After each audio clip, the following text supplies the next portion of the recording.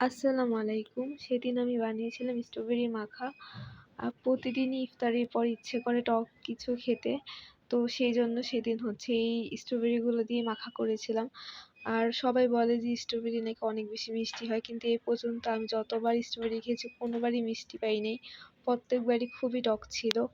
এবারও যখন কিনেছিলাম তখনও ভাবছিলাম যে অনেক মিষ্টি হবে। কিন্তু এবারও অনেক বেশি টক ছিল। এজন্য আমি ফার্স্টেই হচ্ছে স্ট্রবেরিগুলোকে কুচি কুচি করে কেটে নিই।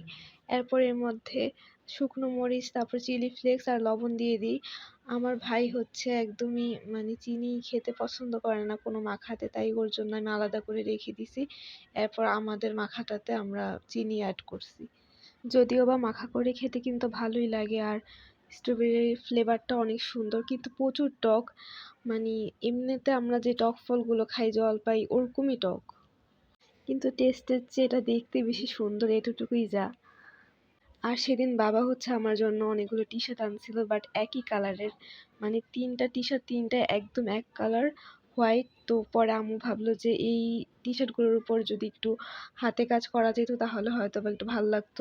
বাবা সবসময় এই কাজটা করে, একই কালারের সবসময় জামা আনে।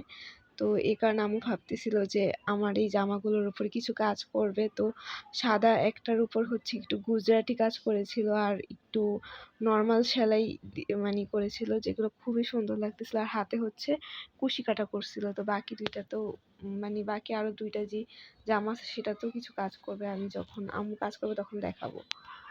আর বাবাও সেদিন হচ্ছে নানুর বাড়িতে গেছিলাম। নানুর বাড়িতে হচ্ছে অনেক অনেক বড়ি গাছ, আম গাছ আছে। তো সেখান থেকে অনেকগুলো টক বড়ি আর মিষ্টি বড়ি নিয়ে আসছিল। আমার নানুর বাড়িতে টক মিষ্টি দুই ধরনের বড়ি গাছে অনেক আছে।